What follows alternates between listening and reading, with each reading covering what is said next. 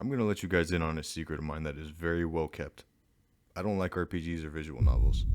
Okay, so that's a pretty bold claim to simply invalidate two entire genres of games off of RIP, so let me explain myself real quick. I'm a gamer that likes to play fairly active games such as platformers, fighting games, shooters, the works. These are more traditional shit that you would associate with the word video game at surface level. I never found myself really privy to the concept of engaging in a genre that mainly revolves around reading a text box or watching a story that involves really little to no active gameplay. I think to myself, if I wanted to play a visual novel, I could just watch a movie or TV show, read a book or manga, and get more or less the same experience without having to deal with the relatively unenjoyable gameplay loop, at least in my eyes. I say this not having played any with the occasional exception of something like Pokemon. Everyone's played a Pokemon game once or twice in their life. So how could I really hate something without having engaged in it in the first place? Well, that's just more so that I just don't like the inherent concept of an RPG, or at least something like a story-driven game. That's about it though. I will say though, I'd rather play a visual novel because at least they're straight to the point. It can only feed you the story and characters without having any major gameplay loops to pad out the experience like an RPG would, at least in my opinion. However, there was always one series that always stood out to me from the rest, that always lingered in the back of my mind whenever thinking about the genre, and that series was Ace Attorney. Growing up, I had always seen occasional references to Phoenix Wright's adventures in the court, namely the iconic "Objection!" with him slamming the table and pointing his finger at a witness or prosecutor. If I remember correctly, the first time I saw it, it wasn't even from his own game. It was from a Markiplier's playthrough from escaping the prison, and he came across a path that was straight out of a court case, and from then on, the rabbit hole dug itself even further. I remember further down the line seeing Phoenix in Marvel vs. Capcom 3 and being very interested in his design and entire appeal. What was this clumsy looking lawyer doing among these intergalactic warriors and street fighters? I'd always been interested in his series and even looked up some of plot points. Thankfully they were of some of the later games, so I didn't lose too much fresh knowledge, but I never fully committed to playing through his games. Well, that was until one fateful day in April 2023 when I decided to finally pick up the Trilogy on Steam when it was on sale, and little did I know how crucial that decision would be for me. After playing through the Trilogy, I can safely say that it has landed in my top 10 games I've played in the entirety of my gaming library, though admittedly I haven't played an enormously large amount of games. The plethora of wonderful characters that I was greeted with, though there are some obvious exceptions, on top of an amazing story that it had to tell, was quick to show me that I was unfamiliar with the game that some visual novels could potentially have going on. I still don't rock with RPGs though, those can stay flush for me. As I thought about the cases, the more I felt the urge to gush about them in a video of mine, even though I'm pretty sure that this is a highly overdone topic in the community. Regardless, I thought I'd throw my hat in the ring and see what happens from there. So, as you read from the title, I'm going to be ranking these cases from what I feel is the worst to the best, and I wouldn't really say there's a strict criteria that I'm going to be following when diving into the list. If I had to say a rough estimation of what I'm looking for, it would be along the lines of how enjoyable are the characters that the case offers, what does it do for the plot at large, and if not, what does it make a case for itself as an enjoyable episode in a vacuum, and how does it serve to grow the characters involved. I'm no expert in media comprehension whatsoever, so don't go in expecting a Harvard level analysis of each of these characters, and my perspective on them may be different from yours, who knows. Maybe you like Dr. Hottie for some godforsaken reason, but hey, it's all subjective here. And with all of that being said, I think it's about time we get into the list.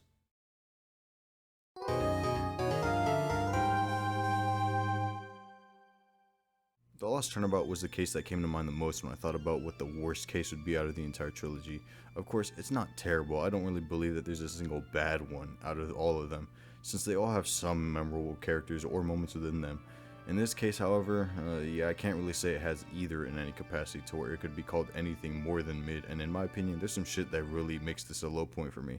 I'll get to that in a bit, but there's some pretty clear indicators of what holds this case back. For one, it's the intro case to Justice for All, and intro cases are inherently held back by the fact that they're only one trial in their entirety, so it would already be pretty barren from the start. This is also a personal ick I have with the intro case, but this is a constant you'll see in that they always feature Winston Payne. He's a comically paranoid prosecutor that, while capable in some aspects, tends to shrink when pressured and act pretty terrified in spite of his cockiness in the 5 seconds he has a hold on Phoenix. While it's fair to not have such an imposing antagonist for the intro to these games to help settle the player in, I just don't really find his presence to be that enjoyable, especially when we get acquainted with every other prosecutor we'll be seeing throughout the trilogy. Then there's the main gimmick with this case, in which Phoenix gets amnesia because of the culprit, Richard Wellington, hitting him over the head with the fire extinguisher. Why? If there's one trope I hate in its entirety, amnesia easily takes the cake. There's almost no scenario where I find it to be enjoyable or entertaining play without extreme nuance in going about it, and there's certainly not much merit to its incorporation here. I get it. They did it because it mainly serves as a way to justify telling the player about the mechanics of the game, while also making it naturally flow into the characters explaining it into Phoenix, but it's still a really lame way to do it.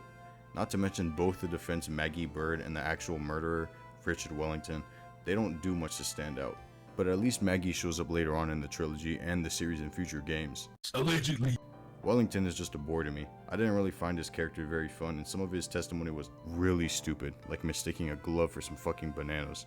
You also mean to tell me in the 15 minutes he spent looking for his glasses after killing Maggie's boyfriend, the cop, he didn't think once to check under the guy's body? Yeah, all in all, I wouldn't say I'm particularly fond of this case, but at least the phone gimmick was pretty neat at the end. I did like that to an extent.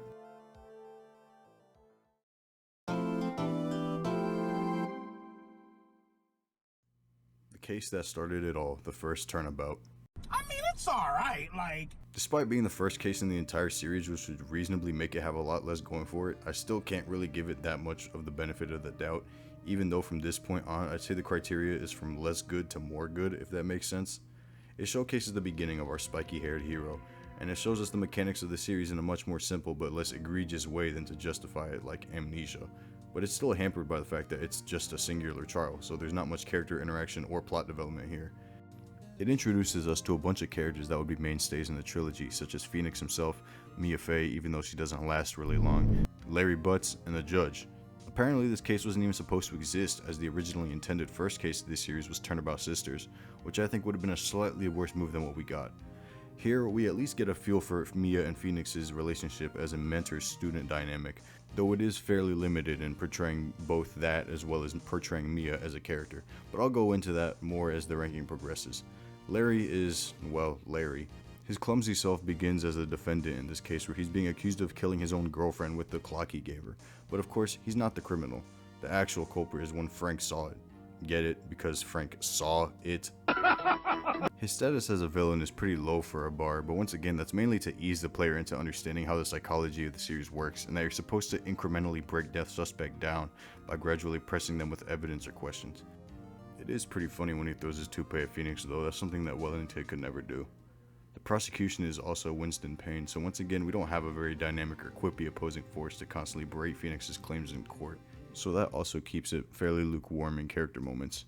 Overall, I'd say it does introduce us to the series well because it properly shows us how the fundamentals will play out in the game, whether that be through the gameplay loop in court such as the cross-examination system and testimony, or whether it be through the character interactions and humor. Even with that said, it still doesn't do much to be a hugely enjoyable case in its own right, so I can't really put it that high regardless of it being the first in the series.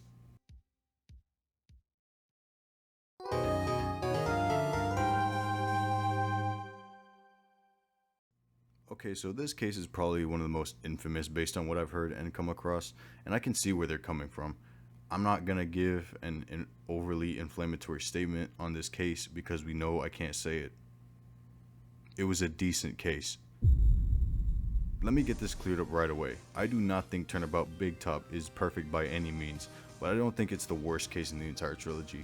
Granted, putting it above 2 intro cases doesn't do much to help it standing, but I digress. The setup is something I had a feeling I wouldn't really jive with because I was never really a fan of the circus as a set piece, and this case doesn't exactly deviate from the standard in any particular way. Not helping things was the actual theme of the circus, which gets grating really fast.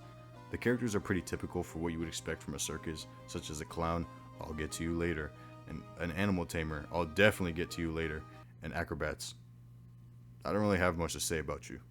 The defendant, Maximilian Galactica, is probably the most extravagant and kooky one we've had up to this point, and his hyper-country origins provide a pretty funny contrast to his dickish superstar facade that he puts up as the vain magician that headlines the Big Berry Circus, so I don't find his toxicity to be too grating. He's been accused of murdering the organizer of the circus, Russell Berry, and the scene is something that really stretches the credibility factor of these cases, which is already pretty low to begin with. The guy was supposedly killed by Max when he was picking up a box outside laid by the actual murderer Acro, but what actually happened was that he wore Max's getup because it was cold outside, and he was hit over the head by a Maximilian bust dropped by Acro, and the fucking clown saw it happen the moment the shit fell on his head. But the angle made it seem like it was Max that did it because the cape got caught on the bust, and as Acro pulled it up, it made it seem like it was flying. This is one of the most ridiculously played out murders in the trilogy, and it's so unbelievable I feel like I have to dock it, but it's also so stupid it's kind of funny, which I guess would be fitting for a circus. And then oh boy, there's the actual characters themselves. Let's start off with that dumbass clown Mo. Okay, despite how stupid his testimony is, I actually enjoyed his character somewhat. I tend to find the characters that try so hard to be funny but are complete dog shit at doing so actually funny, so I don't really have a problem with that. The bit where Phoenix tells him a joke so bad that it made him sport a fucking frown got me. That got a chuckle out of me. Even past his facade, he was a good guy who had a close relationship with Russell, being good friends with the guy and being pretty bummed out when he was talking about his death. Him and Max were reconciling at the end and starting the circus anew was a pretty nice moment for the characters, though it did kind of seem a little forced. You know what's not pretty nice though? This mechanic he introduces when you cross-examine him in court, where if you ask him the wrong questions in pressing him, you get penalized because the court doesn't want to hear their jokes. What dumb fuck designed this? This isn't even close to a good justification for introducing a gameplay mechanic like this, and to add insult to injury, the shit doesn't even show up until an entire game later. We also have Ben Quist in this puppet Trilo. Get it? Because Ben Triloquist? He's a pretty nutty character that's a yin and yang type of deal. Ben's one to keep his mouth shut and act reserved, while Trilo does not hesitate to run his mouth. They're a fine pair. I don't really have many complaints about their character, but there's a pretty big problem I'll get to in a sec. That leads us to Regina. Oh boy, where do I start with her? Well, maybe the fact that she's 16. If you haven't played the games, you wouldn't think that would be a problem, but the problem is where a lot of the case's fundamental structure plays out.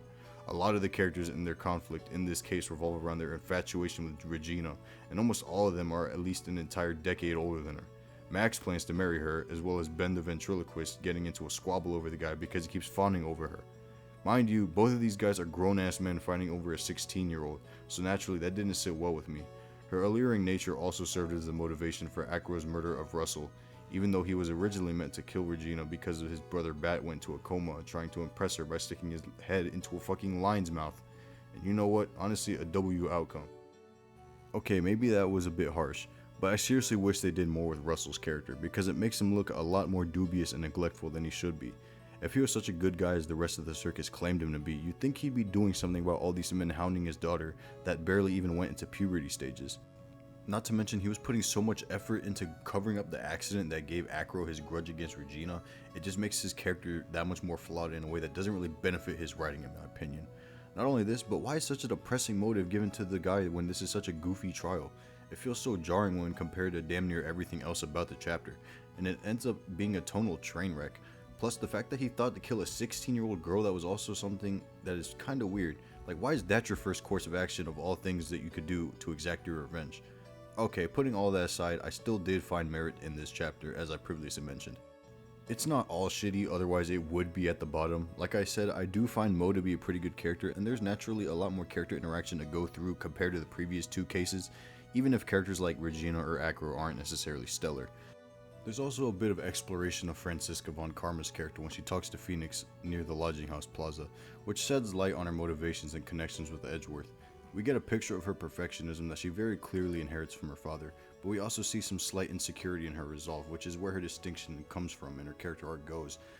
But I will talk about my gripes on her later. This case definitely has problems, and my short rants may make it seem like it's completely irredeemable, but to be honest, I didn't find myself actively bored or displeased with it like previous chapters would have me, or some later ones in some aspects, though there are definitely some parts of it that I thought were outright bollocks.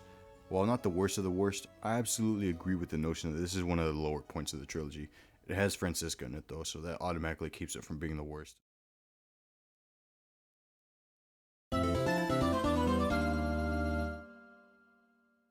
The concept of an imposter phoenix is something I feel like I should have considered in this wacky series, but alas, I still found myself surprised when I was faced with the situation present in Recipe for Turnabout. Similarly to Big Top, the stupidity of this shit playing out is constantly poked fun of throughout the case, which makes it even more perplexing that they just ran with that shit, so I don't know if I can say it worked in his favor here. The characters here are honestly one of the weaker bunch I've come across, and it's not because they're not memorable, it's more so that some of them leave a somewhat sour taste in my mouth. To begin with, we have the head chef of Trey Bien, John Armstrong, and well, good God. God Almighty. This guy is about as stereotypically flamboyant and feminine as you could possibly make a gay character, and from what I read, he was based off of a stereotypical image of feminine or gay men in Japanese culture, or something of the sort, so that already doesn't win any favors for me. I'm not a big fan of this guy. I do like this restaurant's theme though, it is pretty catchy.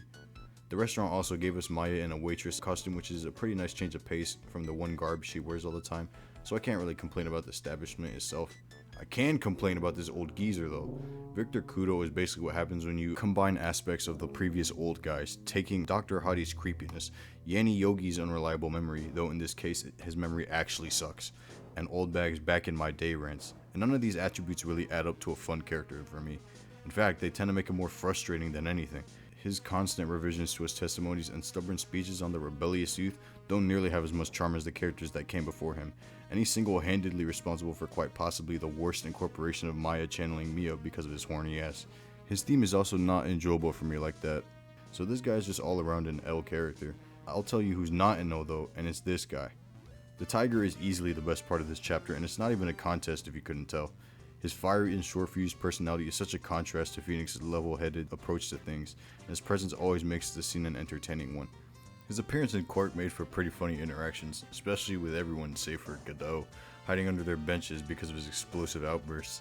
Seeing Phoenix duck the guy was one of the funniest moments in the trilogy for me. It's also pretty befitting for his sharp tongue to get the best of him in court, when he exposes himself for mentioning the poison bottle's distinctions from the medicine bottle. The guy really lets everyone have it, and it's always a joy to see such a panicked environment. His theme is also a crazy banger, which befits his Brooklyn accented flair as well as his Yakuza/gangster character near perfectly. Another thing he does well is how he incorporates the extreme cross-examination rule that I talked about with Mo earlier, though I'm still not really a fan of it.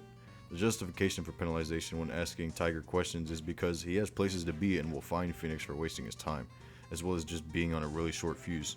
So now there's a sense of stake in the conditions that Mo didn't even come close to achieving. The actual murder, however, is really weird as well as really stupid. So the actual murder is carried out with Maggie being the witness, but she faints and then Armstrong and Tiger reenact it with this girl Violet Cadaverini. Get it? Cause Cadaverini? Tiger owes her money, and that's basically his reasoning for killing the victim Glenn Elg, whose name is a palindrome but I don't really know what for. Some guy who made a virus that's worth mad bread in the black market and potentially even more if used to enact a ransom plan, and he owes the tiger because of his shitty financial decisions through a gambling addiction. What's weird about this is that she plays a part in the murder by acting out as Maggie to trick Victor, which essentially makes her an accomplice, but at the end of trial she's shown running tender lender after Tiger's arrest. But this shit happens later on and the accomplice gets arrested in a different case. Why? If you're gonna have shit happen, at least be consistent. Oh well, it's small potatoes in the long run, and it does little to affect the case itself, which I'd say was fine in its own right. While I clearly have gripes with it, nearly on the same level if not more than Big Top, I'd say the case does a slightly better job in framing its inconsistencies as intentional or as a comedic instance, like Tiger somehow passing off as Phoenix, even if it makes no fucking sense. Another thing that it did is that it managed to give some pretty big foreshadowing to Godot's role in trials, as he's unable to detect ketchup on Maggie's apron as well as his visor lighting up when the tiger causes a power outage, both of which become key moments in Bridge to the Turnabout, so it at least serves something of a purpose in a primarily filler episode unlike Big Top. At the end of the day though, it gave us one of the best characters to grace the series, so there's that.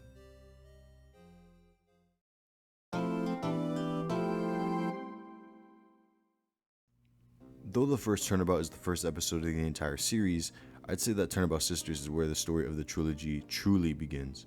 Not even 2 cases into the story, your mentor Mia fucking dies to Larry's damn clock no less, and you're tasked with defending her sister Maya, who's been accused of committing the dirty deed.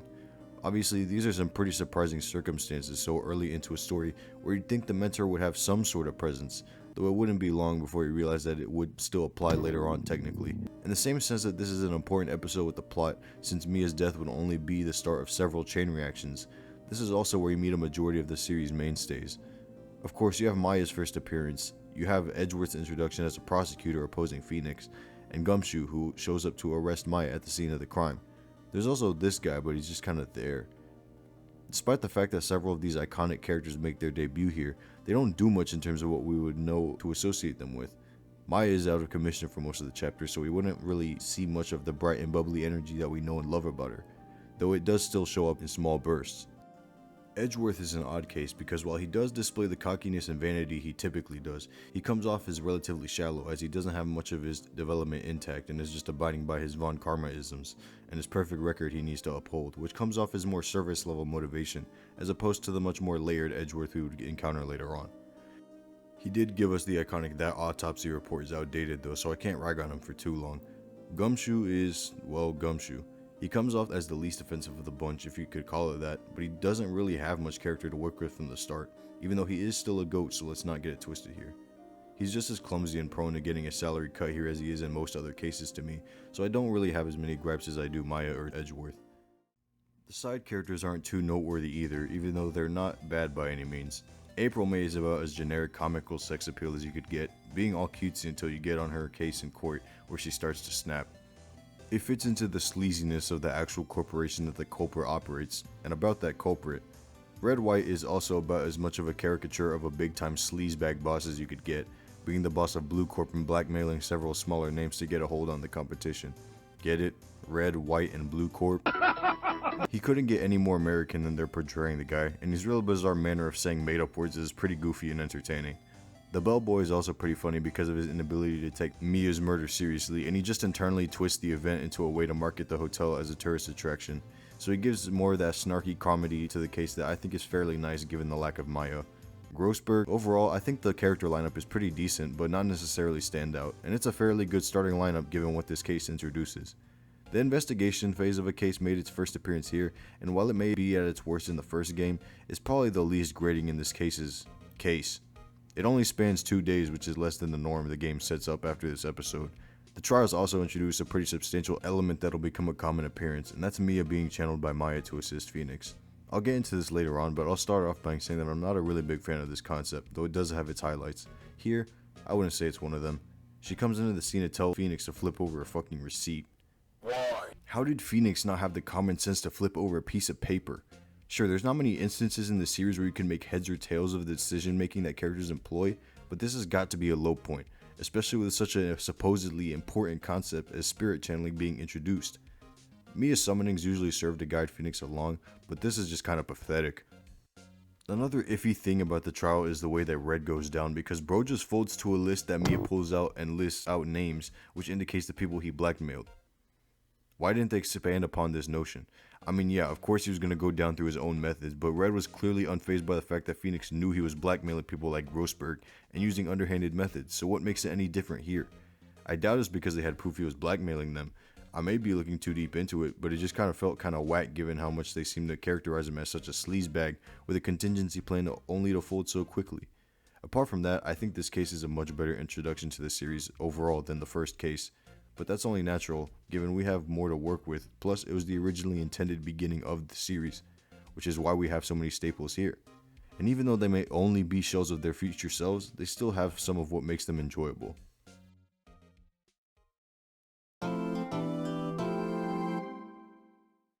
I tend to personally label this case as the one with the Vasquez, but this one definitely has its highlights.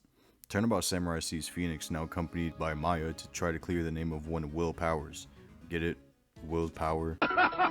The guy was the star actor in the Steel Samurai TV show, and he was accused of killing his in-universe rival Jack Hammer. You know, get it? Because Jack Hammer. This is where some of the more whimsical set pieces for a trial are introduced, as this murder is framed through a TV show of a good guy and bad guy ordeal, though Will Powers clearly isn't the culprit. Powers is one of my favorite defendants because he's such a softie despite his burly and imposing figure. The guy cares a ton for the kids watching his show, and his consideration for coworkers is a pretty heartwarming side to the guy, and I'm glad we get to see that in his interactions.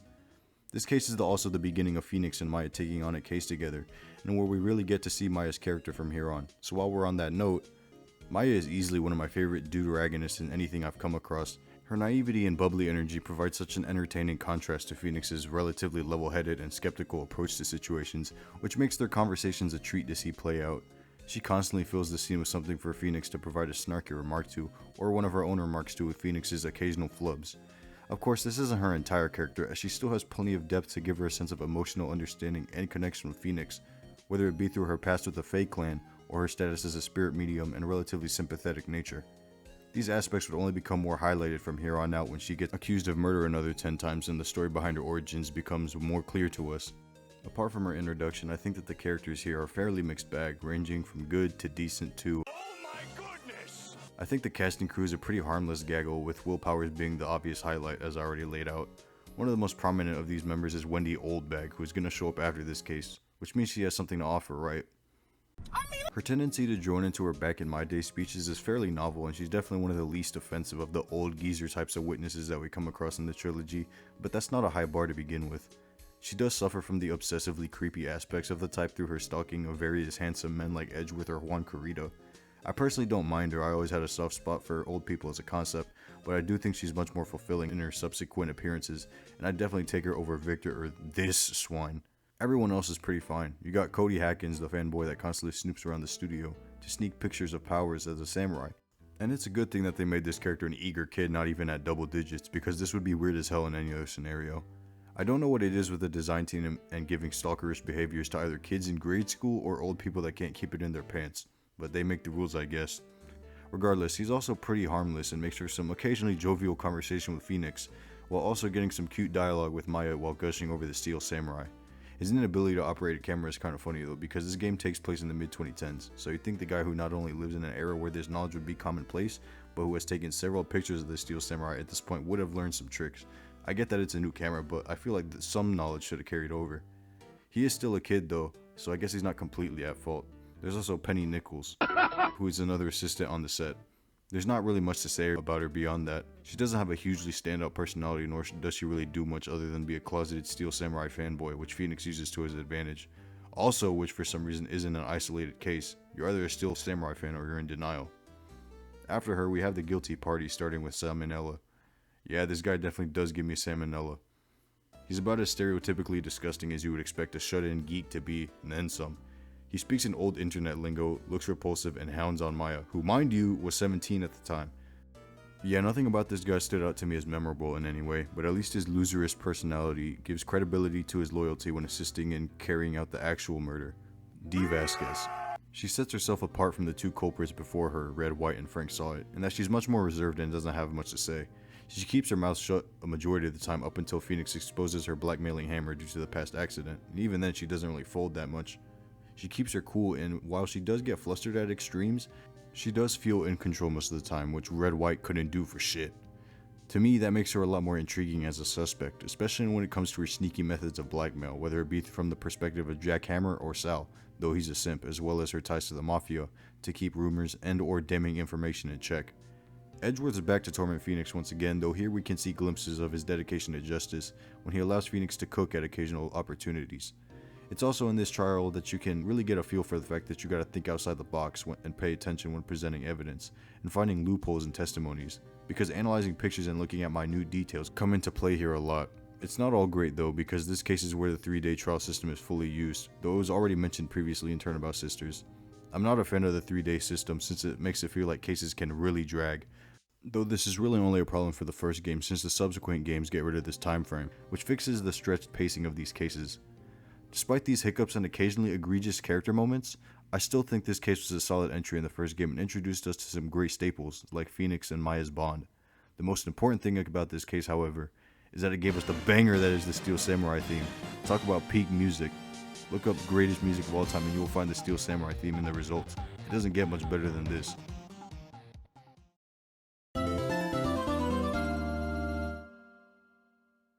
I don't think there's any question that Turnabout Memories is the best intro case of the 3 we have in this collection, and in itself, I'd say it's a pretty strong case in a vacuum.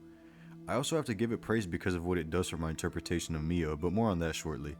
This case immediately throws a curveball in that this is the first case up to this point where you aren't playing as Phoenix, but rather you are controlling Mia in her early years, who is taking her second case and defending a young Phoenix Wright.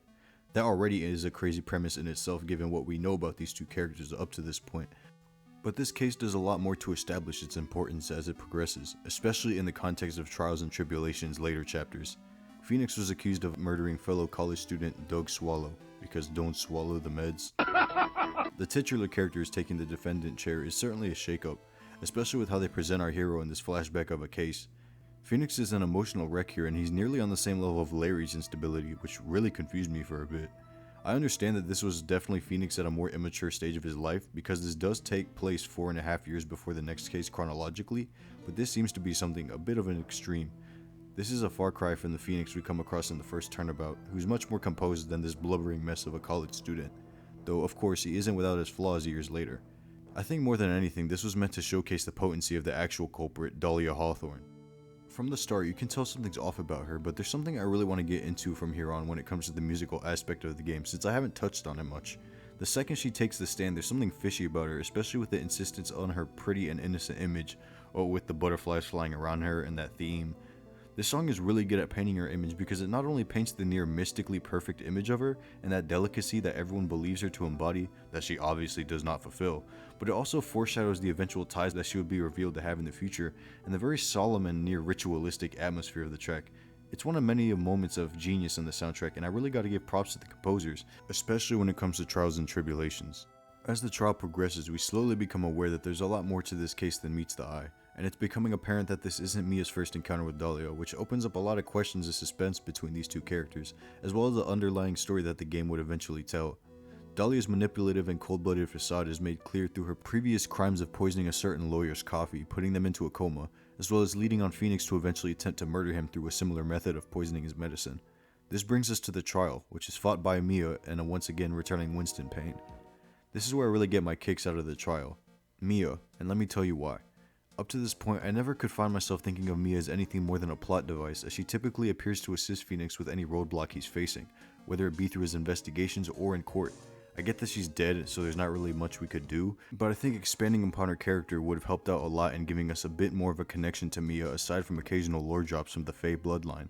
In Trials and Tribulations, however, we get to clearly connect ourselves with Phoenix's former mentor and witness her early days as a rookie. She's considerably more emotionally prone than Phoenix was on his first trial, showing more visual insecurity on the stand in her key poses than Nick, compared to his more stern or exasperated expressions, as well as being quick to reassure Phoenix in any instance of pessimism. This is her second case, and you could justify this insecurity with the context of Mia being traumatized by her first case, but we aren't at that point yet, and she takes a similar demeanor in that same case. Regardless, we can see how she ticks while also becoming well acquainted with her mannerisms and general characteristics, so it helps me get a feel for Mia as an individual a lot more and grow to appreciate her character exponentially more than I did prior to playing through Trials. Payne's about as similar to his previous incarnations as I would expect. He just has more hair, though it disappears at the end of the trial. There's also Grossberg, whose sorry ass is assisting Mia, and for some godforsaken reason he keeps talking about his fucking hemorrhoids. And while we're on that note, this case is probably the worst aged case of pop culture references I've seen so far, though I'll admit I did get a bit mixed here. Mia says Dolly's milkshake brings all the boys to the yard, and Grossberg says his hemorrhoids are doing the Harlem Shake. I'm not even old and I could feel myself aging reading these lines. Cringe pop culture and hemorrhoids aside, I think this case takes the cake for best intro easily, and it ranks pretty high for a case in the vacuum. The premise was very interesting and it set the stage for everything that would be key in the plot of Trials and Tribulations, even if some of the things that were hinted at were a bit too subtle admittedly.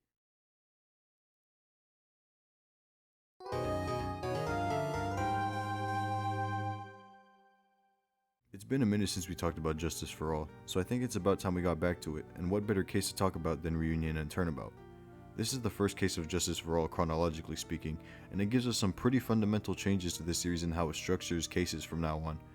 Coming off of some really strong finishers with the final two cases of the first game, depending on how you want to look at it, there's clearly a lot that the second game could pick up off of in terms of plot lines and how it could advance forward.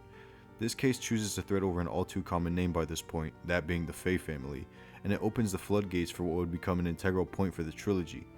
Given that we dive into the Fae clan, it's only natural that we discover Maya being accused of murder once again, and it's again tied to the Fae family, though the victim wasn't another member of the family. After case 4 of the first game, Maya headed back to her home village to sharpen up her spirit channeling abilities and train, so naturally we would find her here living it up until she gets caught up in the murder plot. She's been missing Nick, which is the reason the victim, Dr. Gray, brings him along. This is how we come across Little Pearl, who debuts in this case. Take the naivety of Maya and multiply it by 100, but add in some intelligence with a side of meta humor through shipping and you get Pearl. Okay, so she's nothing like Maya, but she's still a fun character in her own right. While she can get pretty on the nose at times and her shipping antics might come off as a bit grating, it hits a bit too close to home with how I consume media, and there's always the fact that she's like 8 years old and deprived of a really good parental environment, so of course Pearl would have these characteristics about her. Speaking of parents, This case is where we're also introduced to Pearl's mother and Maya's aunt, Morgan Fay, who is going to become instrumental in the climax of the trilogy, as well as an unsuspecting Pearl. The case goes into the power structure of the clan as well as the branch families, and how Maya is set to become the master, which Morgan clearly doesn't jive with, leading to her to carry out her murder plan, which is honestly pretty elaborate. Subverting the principle of physical appearance transformation during spirit channeling by having someone else wear her garment, it was a pretty clever way to reasonably frame Maya, so I have to give them props for putting that twist in here. As for the person who was her poser, we got one Eeny Miny. Well, Mimi Miny. Get it? Because Eeny Meeny Miny Mo. She's another case of a sympathetic villain, though she's a lot better than whatever Acro was trying to be, with a pretty harsh backstory. Her essentially taking the mantle of her deceased sister and replacing her nearly to a T because of the accident that made her die in the first place is pretty fucked up. I swear, what is it with this series and having sisters go through the most unfortunate shit? Her attempts at being dopey didn't really convince me, but I think her pretty awful attempts at lying are a good way to showcase the new mechanic introduced by this case. Maya gives Phoenix her Magatama, which Pearl charges so Phoenix can see if someone is lying, indicated through these things called Psycholocks. These are a much needed improvement to the investigation phases, as they can easily become fairly drawn out and aimless at times. Psylocks not only serve to add more variety to the gameplay loop of these phases, but they help streamline the process by establishing a clear point of interest to the player, and I greatly appreciate them for the fact. In that sense, I think Mimi's quote-unquote forgetful personality is a perfect way to introduce the mechanic, and it feels really gratifying to pull off. Also returning is Lotta Hart, who comes from the fourth case in the first game. Here she's taking up a job as a paranormal investigator and tries to get a worthwhile scoop on the spirit channeling performed by Maya. She's the same intrusive self here as she was before, but at least she doesn't run off to the cops when having important information in this case. And then there's this! This guy is easily in the running for the worst character in the series. He's not much different from the trope of creepy old man that stalks attractive women. In fact, that's exactly what he is. His name Dr. Hadi should make it obviously clear that he's going to be an egregious character inherently. This guy leaves no good impression on me, and even in his funniest moments, I still left the case with a grimace on my face just thinking about this guy. He doesn't take up too much time once he shows up and only reappears once later on in Justice for All, though that's admittedly too much for a side character, especially for this guy. Just look at him, he's fucking ugly too. Like, why would they have put this guy in, and why not just have a clumsy and an inept doctor or something? Why make it some creep that sneaks peeks at his patients? Ugh, okay, let's just move on from this guy. Once we get to the courtroom, we're introduced to the main prosecutor of Justice for All, Franziska von Karma. She's the worst main prosecutor of the series. Okay, hold up. Don't cook me just yet, because I gotta make this very clear. I like Franziska. I like her character, and I think she's fun to witness in action. I speak not out of spite, but as a fan that wishes she reached her true potential. Obviously, I don't think she's terrible, considering the fact that all prosecutors have something of value to challenge Phoenix. She rides off the expectations of her father, and her perfectionism is a clear indicator of her learned behaviors from Manfred. Her character mainly has two problems for me. I'll get into some of them here, but I'll expand upon them later. 1. Redundancy, and 2. Lack of development. She's redundant because Edgeworth was already a character that prided himself on his perfect record and employed whatever it took to get his verdict. Franziska treads similar grounds here, and while she does undergo her own arc, she still maintains a relatively similar premise as Edgeworth. What's Franziska's distinction? She has a whip. She's a lot more controlling of the courtroom than Edgeworth and typically puts a stop to anything that could constitute banter with the slightest of cracks, echoing the electrifying snap of her father's finger. Her second problem is that she doesn't get explored. As I said, I'll expand upon this more in the final case, but a decent chunk of her character kind of serves as a buffer for Edgeworth's development, which makes her own personal growth feel a bit more stunted and on the sidelines, though that might be my perspective on it. And her obsession with Edgeworth really doesn't do her any favors. I think her concept is cool because she obviously has that setup of being a directed descendant of Manfred as opposed to Edgeworth simply being a student of the guy. And while there are definitely points of growth in her character arc to show the apple falling far from the tree, it's not quite enough to hit the mark for me. She does her job though, and she's there to shut Phoenix down at any opportunity like any other ace prosecutor would. One question though, how the fuck did she get this picture? Did she just leave a camera in the detention center hoping something would happen with Maya? Who would she have expected Maya to channel when talking to Phoenix, and why? It couldn't have been Mia. There would be no reason for Franziska to know about her. Nor could it have been the security camera because this angle is nowhere near close to the one we see, and I highly doubt there would just be one positioned on the floor. Okay, questionable pictures and evidence aside, I still think this was a great case overall, and though I don't think highly of Franziska's writing, she still makes up for it with a mildly entertaining character.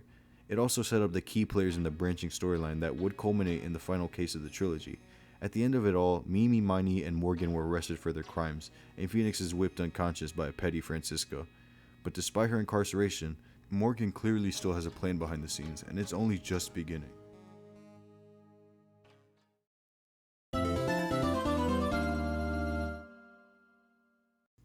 Turnabout Memories had mentioned that Phoenix's case was not Mia's first rodeo, and that she had taken a case prior which left her traumatized.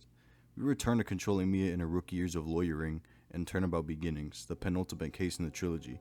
This case is all about the story, as it's only a singular trial, which is usually exclusive to intro cases, but this one is one of the exceptions. It doesn't hesitate to pack a punch in the short time frame it's given. Mia has to defend a very unstable prison escapee named Terry Falls, who's been accused of murdering Valerie Hawthorne, a detective who had gotten him arrested for previously murdering a young girl he had been involved with. It's a pretty heavy trial for a fresh Mia, who's just as squeamish as she was defending Phoenix, though she's not accompanied by Grossberg in the past, but rather, I know that ain't who I think it is. Yeah, they weren't really subtle with revealing Godot's identity, but it's kinda clearly not the point here. Eagle-eyed players would have seen this coming with the mentions of a coffee-loving Diego Armando in Turnabout Memories going out of commission, and I was one of those people. The main mystery that I thought Godot's identity held was the question of why he was opposing Phoenix, and him constantly referring to stuff like coming from the depths of hell and whatnot to get his grudge on. This case slowly begins to unravel the pieces of the puzzle that Turnabout Memories had placed, and it does so with the utmost suspense in this tragic case. Not only is this trial Mia's debut, but this is also the first trial of a new Miles Edgeworth, who is fresh into his days as a prosecutor as well. Throughout the trial, we can clearly see his Von Karmerisms and arrogance in full swing, going as far as to display actions like the finger wag the family is known for. He doesn't tug at his sleeves though, so he's not full-blown Von Karma. Our favorite snob naturally would come off as a bit more blunt and nasty because of his immediate connections going into this trial, but I think they did go a little bit overboard with the dialogue, but this is more of a case thing in general. Throughout the case, Edgeworth makes some comments towards Mia that are in pretty poor taste, such as calling her a novice bimbo and various other remarks that could come off as a tad misogynistic. While Edgeworth was no stranger to being a jerk at times, I don't think he would resort to these kinds of low blows. That aside, he does do his typical Edgeworth things, and his interactions with Mia put things into perspective in the scarce instances he brings her up in the cases that take place in the future. Another familiar character we see is Gumshoe far earlier into his detective years, donning a different colored coat from his garish green, and it shows that he still is clumsy and he never really changes from that point forward. He also wastes no time being kinda weird towards Mia 5 seconds upon seeing her. This case for some reason really wants his characters to either act creepy or dickish to Mia. The smallest offender oddly enough is Diego, though this may depend on how you look at it. Diego constantly refers to Mia as a kitten and tends to make condescending remarks to her, but I personally see it as him messing around with her as a superior looking over her performance while leading her in the right directions. He makes about the same amount of snarky remarks and coffee analogies he would be making years later as Godot, but now he has a light-skinned face about him at all times. His interactions with Mia don't come off as overly brash or offensive to me, and more so the master provoking their student type of deal, where you can kinda tell where he's taking her seriously more than everyone else in the room, and it becomes a lot more clear towards the end of the case. Afterwards, we get the core witness to the case. I know that ain't who I think it is. Dahlia once again returns, but under the name Melissa Foster, which we know is an obvious fluke, even though this is technically her first appearance. She's as deceptive and sinister as she would be a year later, constantly feigning ignorance to the murders she was currently orchestrating, as well as the one she would go on to plot a year later.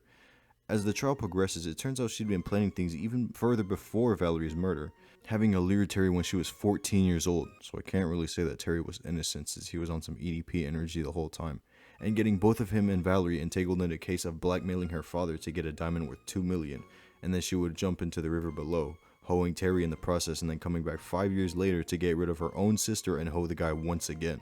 If it wasn't clear enough to the player that Dahlia Hawthorne was a despicable human being from the first Mia case, even in spite of all this dastardly history, in spite of all the evil she's masterminded up to this point, she still doesn't stop at this. Mia blows a hole in her testimonies and is approaching a breakthrough when she calls Terry to the stand to confirm her suspicions about Dahlia killing Valerie and posing as her on a bridge, but something's off.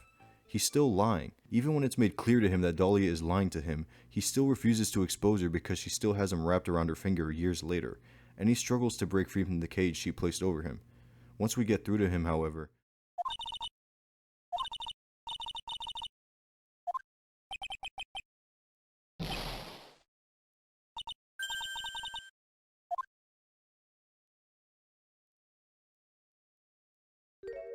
Dahlia's malice reaches an extreme and tragedy unfolds. Terry reveals he had taken poison because of his broken promise to Dahlia that he should drink it if he ever betrayed her, thus quickly resulting in a suicide in the courtroom. The aftermath leaves a deep wound in everyone that saw the case. Well, all but one, a devilishly triumphant Dahlia Hawthorne, having fully completed her plan. This provides the justification for Mia's behavior when dealing with the criminal mastermind a year later in court, but another one deeply affected by the incident we see is Diego, who makes his pain known to Mia, breaking his mug and giving us the classic quote, "The only time a lawyer can cry is when it's all over." This case, it was a doozy. It was brief, but it held no punches in telling us the tragic story of Dahlia Hawthorne's misdeeds and their effect on Mia and Diego, especially given what we already know about the two. I found myself to be greatly invested in this trial, and though Terry's pedophilic relationship with Dahlia does ruin his image, I don't think it entirely diminishes the fact that she is clearly a parasitic individual that always has an agenda that works in her best interest and the detriment of others. Another neat thing to note about this case is that it's coming to our attention just now because we see hospitalized Phoenix researching the incident because of his current predicament, which would soon be revealed to us. This case overall is a suspenseful and tragic setup to what would be the climax of the entire trilogy that would not disappoint whatsoever.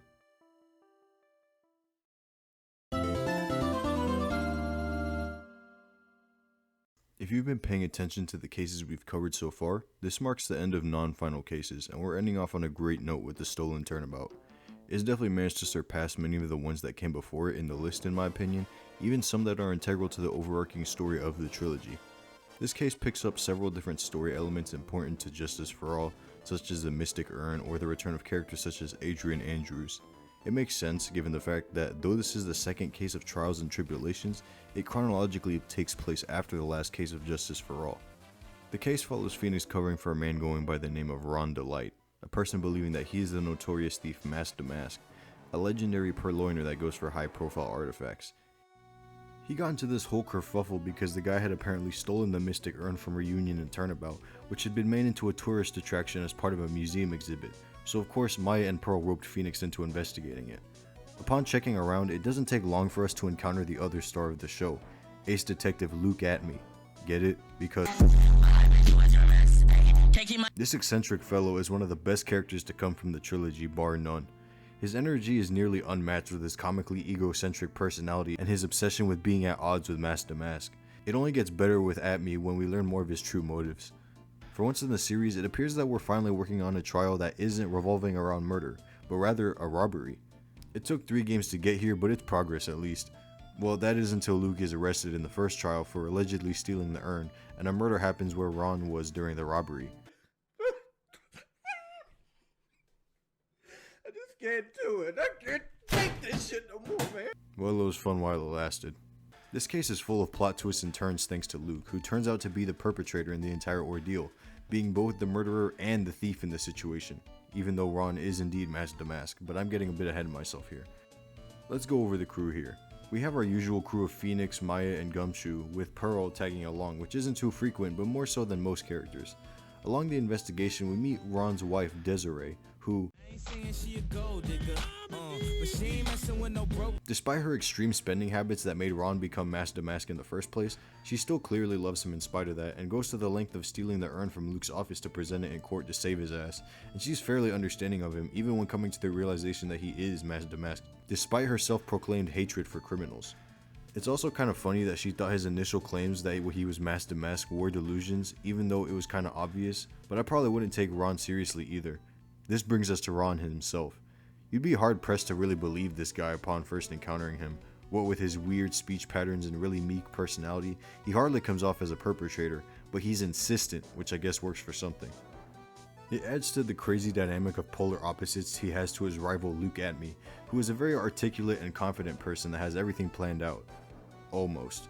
We also have returning characters with, Oh my god, bro. Oh, hell no, man. Larry enters the scene after being gone for an entire game and is still a chaser. You'd think he would have matured or been a bit more in control of his life, but he's still just as desperate as ever, changing jobs to accommodate for his girlfriends. Even worse is the fact that he chases after Desiree, going to the extent of ditching his job just to drive to her crib, which is 30 minutes away, just to give her Ron's wallet. Luckily, Phoenix was there to catch bro with his pants down. It gets even worse when he says some crazy shit about Pearl, who is 8 years old by the way.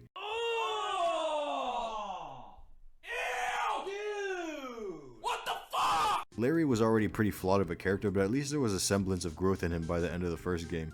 But here he's been flanderized to only be a chaser, to a pretty disgusting extent might I add, and it doesn't really get much better from here.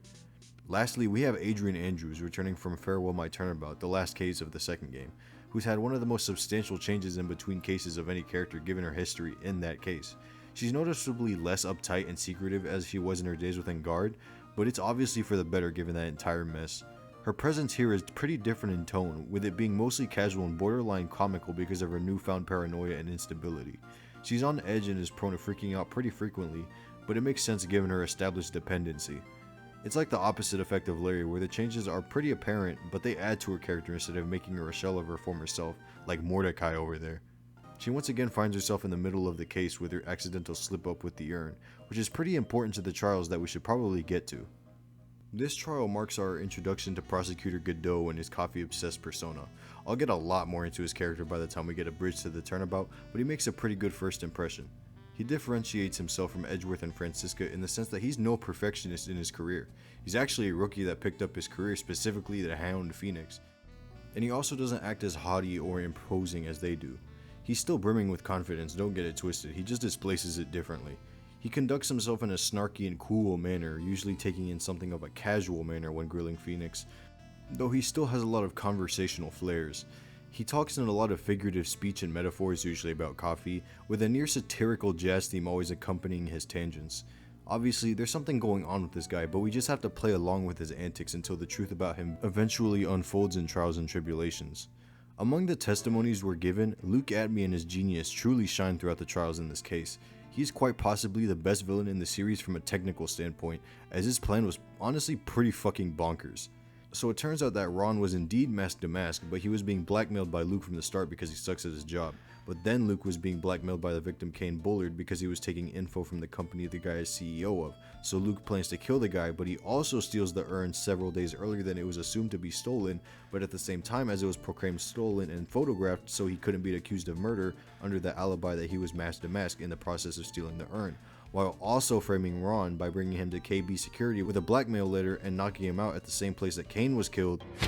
I skimmed over some small details, but it should become quite clear that this is one of the most layered and genius plans that any villain could have conjured up to this point, and even after there doesn't really appear to be one that surpasses Luke Atmey.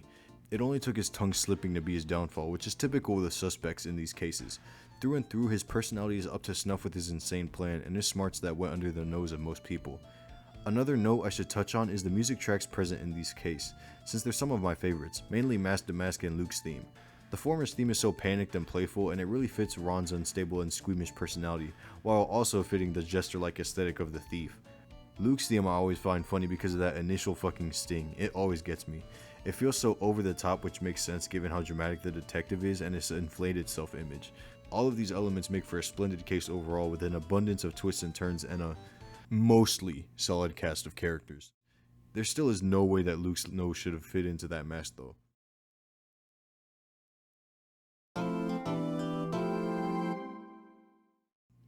Fun fact, if you've been keeping track of which cases have been appearing in the ranking, you would know that the only cases we have left to cover are finale cases of their respective games, though it depends on your interpretation of whether you consider Rise from the Ashes or Turnabout Goodbyes to be the final case in the context of the trilogy, or at least in the context of the first game.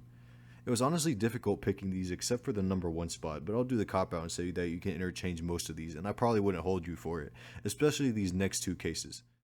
That being said, which one will be the one to start off the finales? After a lot of deliberation, I went with Turnabout Goodbye starting off the list, the original final case of the first Ace Attorney game.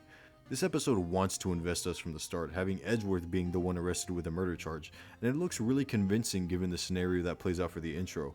I mean, it's already fucked up that we have to defend the man that's been antagonizing us for most of the game up to this point, and he's not really doing much to help us with the investigation, though as we learn more about the situation, it's not really his fault.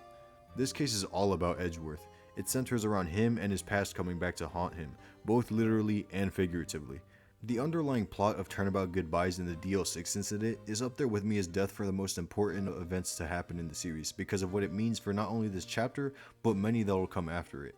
It had been referenced prior by Maya and Grossberg to nudge at its importance, but the bigger picture wasn't given to us up until this point. I should get to the characters since I can't really give a better context without talking about some of them first. Let's just get Lotta Hart out of the way already. As you guys know, I'm not the biggest fan of her character, as I'm pretty sure I've already made clear when talking about her. This is her introduction, and she's a witness to Edgeworth allegedly shooting the victim Robert Hammond in the boat with her camera, but apart from that, I don't have much else to say about her.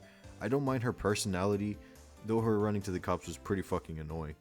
Larry returns but isn't as egregious as he would be in Trials and Tribulations, sporting a Santa costume and still working to help out his girlfriend that once again ditches him. He comes in clutch during the trial to save Phoenix at the last second, so that was a pretty enjoyable moment of his, and him recalling the class trial was a pretty good exploration of his dynamic with both Phoenix and Edgeworth. Grossberg, everyone else that was introduced in the case is all connected to the DL6 incident directly, with this old guy who was later revealed to be Yanni Yogi, the guy whose life was ruined despite being declared innocent and decided to get his revenge on Edgeworth and Robert Hammond. He spends most of his time acting like a clueless dipshit that doesn't remember anything up until the point where he's ultimately busted in court and then he starts trauma dumping. Speaking of, let's talk about the court since everything falls into place here. Since Edgeworth isn't going to be grilling us, now we gotta see who's taking the prosecutor's desk and challenging Phoenix. Manfred von Karma. This guy, for the short amount of time that we get to see him throughout the trilogy, is an excellent character and antagonist, not only for the sake of challenging Phoenix, but for enacting Edgeworth's development, but we'll get there when we get there. Manfred wastes no time making it clear that he's the big cheese, shutting you down on nearly any time you try to simply press a witness with a booming objection, followed by his prompt finger snaps. He even bitched the judge to the point where he is the judge throughout the trial. His personality makes it very apparent that his 40-year win streak is no joke and that he does not play coy in trial whatsoever, and it's honestly a treat to watch such an imposing character in action. Where Edgeworth lacks in security and control, Manfred makes up for it in spades with his sheer ferocity on the legal battlefield. Throughout the trial, you constantly find yourself having to fend off his overwhelming pressure and really put your thinking skills to the test, and I think for a final case, he's a spectacular character to use as that type of roadblock. It also led us to one of the greatest moments in the series where we have to fucking cross-examine a parrot. There were two things that I knew going into the trilogy. One, that Mia dies, and two, that we cross-examine a parrot. Even aside from his role as an antagonist, I still think his importance as a character cannot be understated as well. Manfred was Edgeworth's mentor, which obviously gives Edgeworth a numerous amount of ties to the prosecutor legend, whether it be through mannerisms, character, or a general point of development for Edgeworth. Manfred is a perfectionist to a T. Nothing can slip by him, and it's to a dangerously obsessive degree. He does whatever he could possibly do to win his cases, which is what we see rub off on Edgeworth when encountering him in cases prior. Of course, this was his downfall, as him being exposed by Gregory Edgeworth festered into the deadly grudge that led him to kill the guy and mentor his son, only to eventually incriminate him in his murder plan involving Yogi. It's still crazy to me that the guy was so petty to the point of killing Gregory just because he was given a penalty as a result of getting caught in 4K. All of this ultimately serves to bolster Edgeworth's character tremendously, and that's really what this case does. Up to this point, Edgeworth was relatively devoid of character substance outside of choice interactions with Phoenix, and while he was funny, there wasn't much to know about him. This case greatly expanded upon his origins as a prosecutor and his motivations for straying from the path he had planned to take as a child as a result of the DL6 incident. Manfred's existence amplifies this through giving Edgeworth's arbitrary obsession with perfection in his methods as a prosecutor context, as well as his occasional hesitance to entirely commit due to his originally righteous disposition. In assisting Edgeworth, not only did Phoenix literally free him from the shackles that Manfred had placed upon him when mentoring him, but he set Miles on a journey of development that greatly enriches his character compared to what it was from the start. Seeing as Edgeworth was the main antagonist of the game as a whole, I think that having him be the main focus of the final case was a very good move on the part of the writers, and it paid off splendidly. Even aside from Edgeworth, we see great character moments from other characters such as Maya, who was also affected by the DL6 incident, though she obviously takes a backseat because we were told about her connections to it in cases prior, and it doesn't really become relevant until later on. She comes in clutch similarly to Larry, but she uses it as a way to start her own training because she wants to be more of a concrete help to Phoenix, though she was already helpful in her own right. It also helps set Phoenix himself on a period of self-discovery as he's left to ponder what it means to be a lawyer after being confronted with so many painful truths with each case and having to reevaluate how to go about his methods after seeing how Edgeworth and Manfred turned out, something of an inverse relationship between him and Mia. I think that this is a great conclusion to the first game, as it perfectly ties up most of the big questions about the plot, such as the DL6 incident, as well as Edgeworth's general character beats. it would leave us with a good outlook on what to expect for the main cast moving forward, even if Gumshoe's paycheck is still struggling.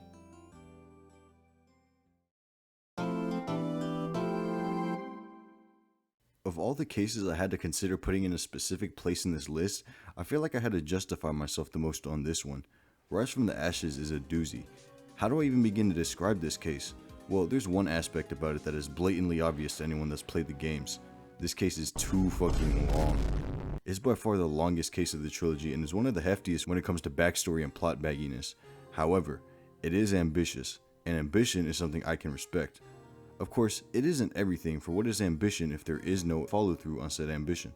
And to that I say, they definitely deliver.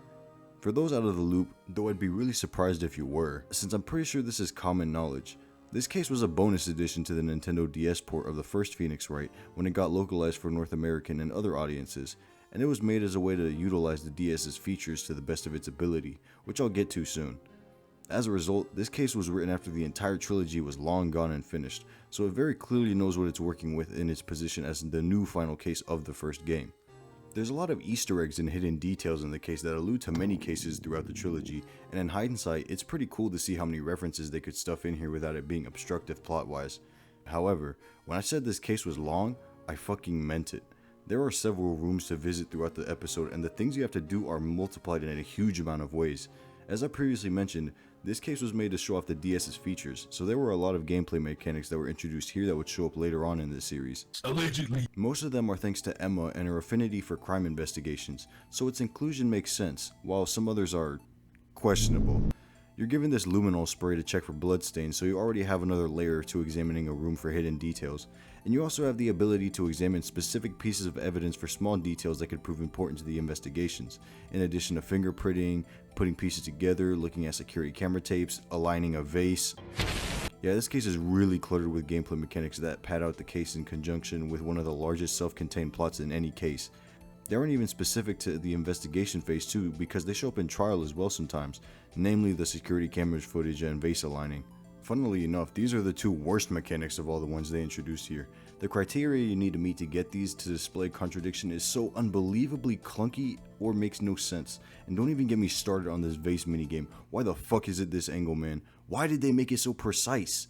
You can pick a general area for finding a contradiction in a picture, but God forbid you're the slightest pixel off from connecting the vase to the blue badger and you get cooked for it. Outliers aside, I think the additions give a bit more spice to the investigations, especially in the game it's in, being the first game, because Lord knows those were already pretty uneventful in their own right. So clearly there's some aspects that you can tell I'm not a fan of, so why would I place this case at number 3? Well, that's because I love everything else about it. For one, the scale of this case is greater than any one we've had so far, since this extends into a theme of police corruption in addition to another tragic incident in the past, but unlike the DL6 incident, there was no build up to it in prior cases. Given the general structure of the case, at least when it's all said and done, you could make a case for it being somewhat redundant, as Turnabout Goodbye similarly follows the story beats with DL6 coming back to haunt Edgeworth in the same way that SL9 is what's keeping Lana down, but it's obviously a lot more complicated than that in both of these instances. The setup for this case is already breaking rules because now there's 2 murders that we're going to need to be solving. At least that's what we think.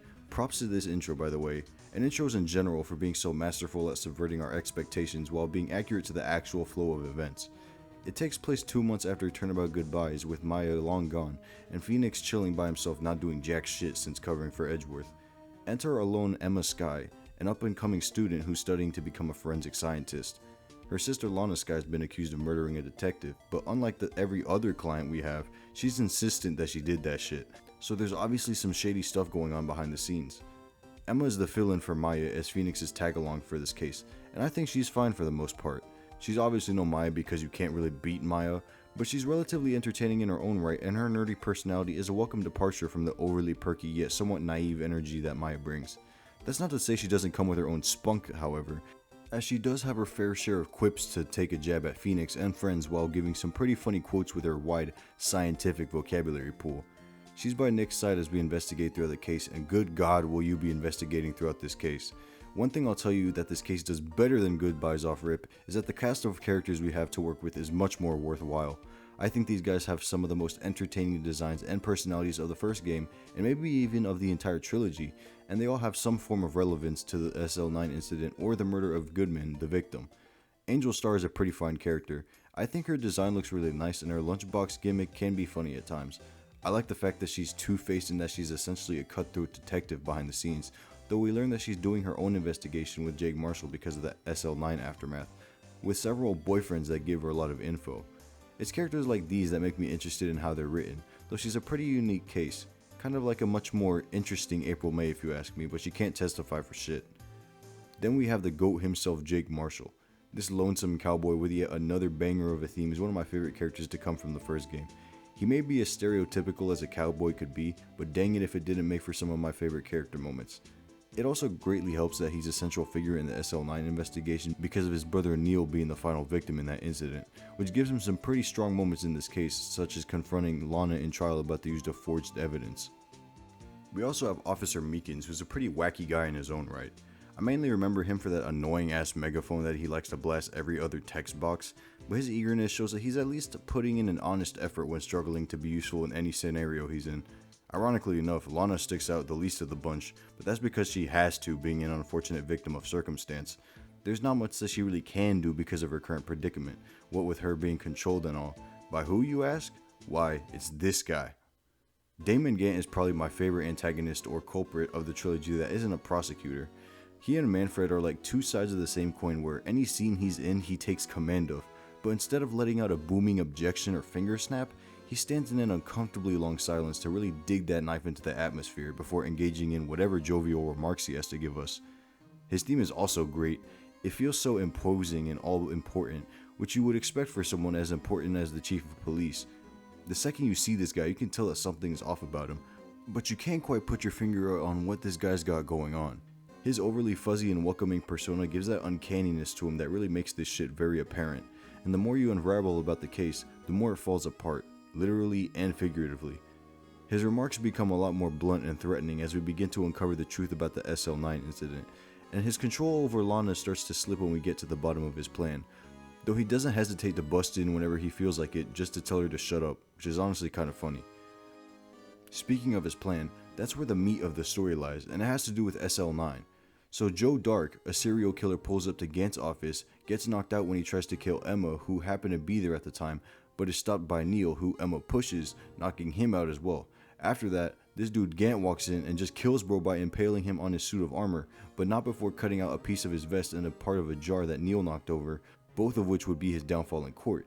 And this is how Lana gets blackmailed too, since Emma was knocked out and he could frame her for the murder.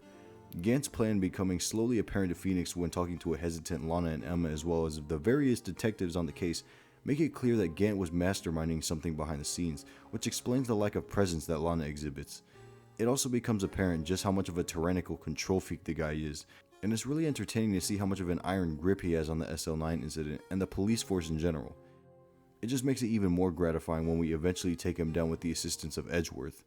Speaking of, Edgeworth returns to the prosecuting bench after the events of Turnabout Goodbyes, and this case is yet another one that is pretty important for his character, especially in the context of the next game, Justice for All. Though we now have a much clearer picture of Edgeworth's motivations in the past and how he got to this point, we still don't have a full understanding of how he operates, nor do we really know the reason he was speculated to be such a shady prosecutor, though you can interpret it as him being simply assumed to pick up after Manfred. As we investigate, we learn about his connections to the police force, having a decent amount of influence among them, as well as how he got tangled into the entire murder of Goodman with his car, and Gant planning it in there. We also learn of his code of ethics that while he is indeed a ruthless prosecutor that intends to achieve his verdict, he doesn't stoop to the level of his mentor by doing anything illegal, which lets us look more into his character. At this point, Edgeworth is considerably more developed than he had been prior, so we're a lot more aware of how he would go about this case, as well as his eventual realization of having presented forged evidence in the SL9 incident. His detachment from Manfred in search of following the path of justice shows in trial because, while he does oppose us as the prosecution, naturally, Edgeworth is assisting us throughout the trial in the face of misinformation in the witness testimonies, and while he has helped us in the past with D. Vasquez, he's well aware of his role in this as someone that wants to find the truth now, and it's a really good continuation of what Turnabout Goodbyes did for his character. However, this case is even more important because of what it does for his arc going forward, since it was pretty complete here, but the transition from the first game to Justice for All felt very jarring for Edgeworth. One of the biggest plot holes in Justice for All was why Edgeworth went on his self-imposed exile and went all dramatic, saying stuff like he chose death. There was no real reason why he did that to himself, nor was there really an indication that this is where he would be at from his arc in the first game, since it has seemed he had dealt with most of his past demons. That is, if you played the original release and ended it at Turnabout Goodbyes.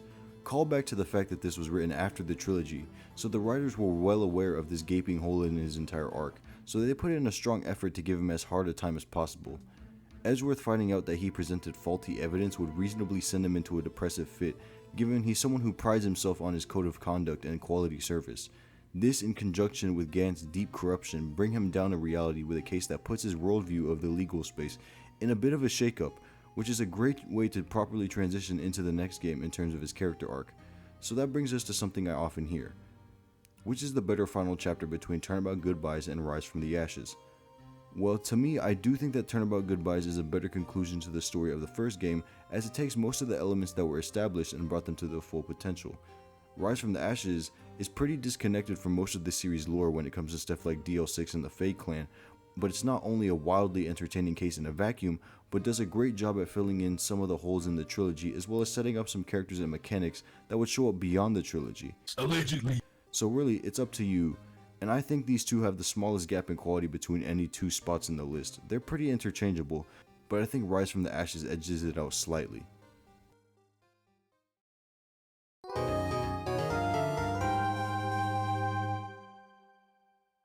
For as inconsistent as Justice for All was, it didn't stray from the rule that a finale case is a guaranteed banger.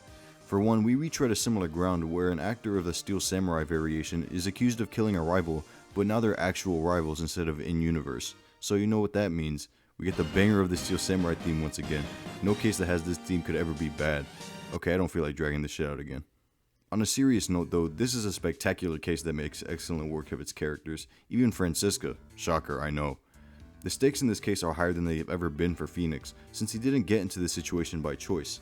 So you're chilling with Will Powers, right, from Turnabout Samurai? And then Maya gets kidnapped when she takes a call at a ceremony after a competition between popular TV show mascots goes underway. And then we're forced to prove the suspect, Matt on Guard's innocence.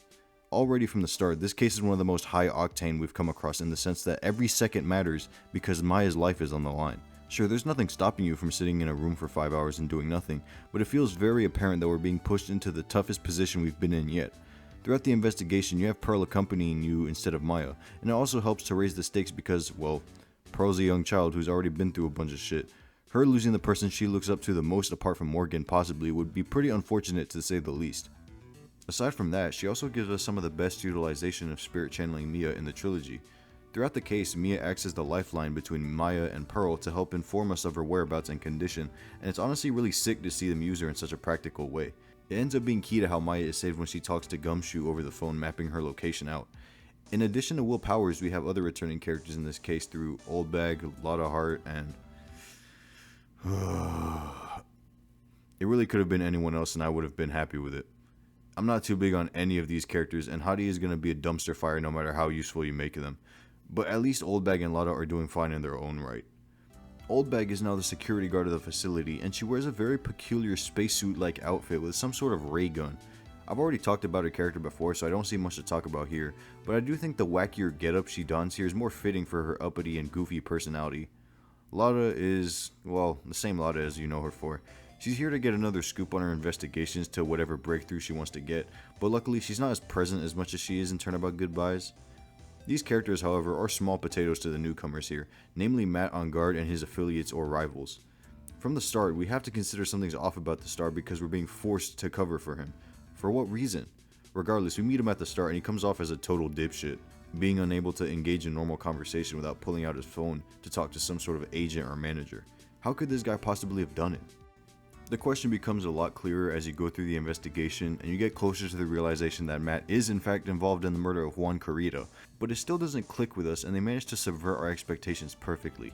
When we ask about his guilt, no psych locks appear on him, and that's because it's technically true that he didn't directly kill anyone, so he's not lying about that. Stuff like this makes the learning process a lot more difficult and disorienting for us, as well as Phoenix himself.